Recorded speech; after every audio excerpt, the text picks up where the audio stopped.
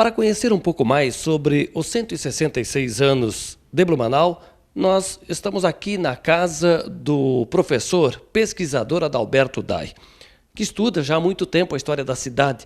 Como se pode resumir os 166 anos de Blumenau, professor? Da história de colonização, tirando não um exemplo, não uma colonização alemã, uma colonização que foi feita no Brasil. Dos 166 anos, o que se tira de positivo é o povo ordeiro, batalhador, lutador por essa cidade, que soube como construir essa cidade ao longo do tempo, desde o início, com a data da fundação. Bem, a gente comemora hoje, 2 de setembro, o aniversário da cidade, mas o fundador, Dr. Blumenau, recomendou que fosse outra data a ser lembrada. Muito bem, Mendonça. Realmente, o Dr. Blumenau adotou como data de fundação da cidade de Blumenau 28 de agosto de 1852, quando ele entrega os primeiros lotes na região sul de Blumenau, e o primeiro foi o Fritz Müller, que morou no Garcia, a receber. Então, ele tinha como data de fundação de Blumenau 28 de agosto de 1852, e até comemorou, em 1877, os 25 anos de fundação da cidade de Blumenau.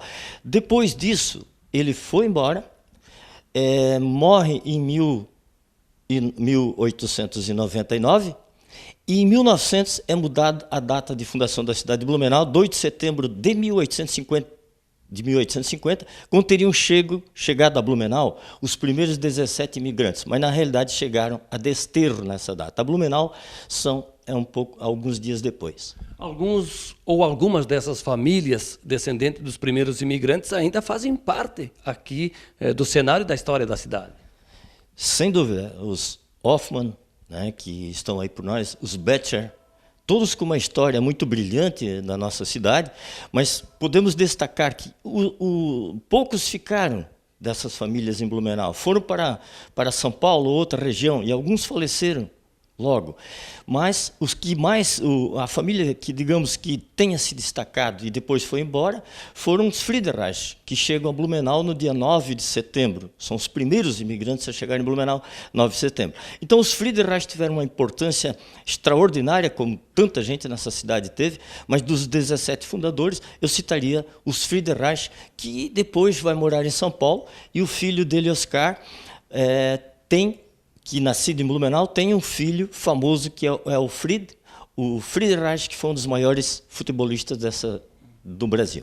Adalberto, em relação à economia da cidade, no primeiro século prevaleceu a indústria têxtil?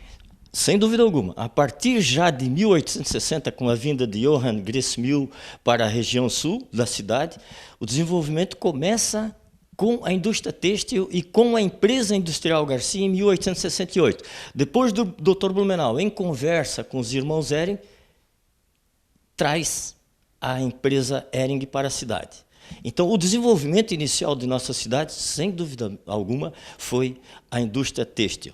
Hoje são de várias são de tecnologia, são de áreas de serviço, e nós somos uma cidade mais de áreas de turismo, de serviço, do que propriamente indústria. Mas a indústria têxtil é forte ainda, como muitas indústrias em Blumenau. Com dados que o senhor conhece da cidade de Blumenau, o que o senhor diria hoje ao blumenauense que faz parte e ajuda a construir a história dessa cidade? Eu diria para que o blumenauense continue acreditando em sua cidade, porque é muito importante, porque o blumenauense sempre foi muito ordeiro, trabalhador, e eu tenho exemplo de pessoas que entram em contato comigo do Rio de Janeiro ou de qualquer outra região do Brasil, eles sempre têm isso. O quê? Dizer que Blumenau, o orgulho de vir para essa cidade é ver que o povo se recupera nas catástrofes, se recupera, é um povo ordeiro, enfim, um povo trabalhador, é um povo que quer ganhar o seu sustento com o seu trabalho. Muito obrigado ao professor pesquisador Adalberto Dai. Vilmar Minosso para o TVL Notícias.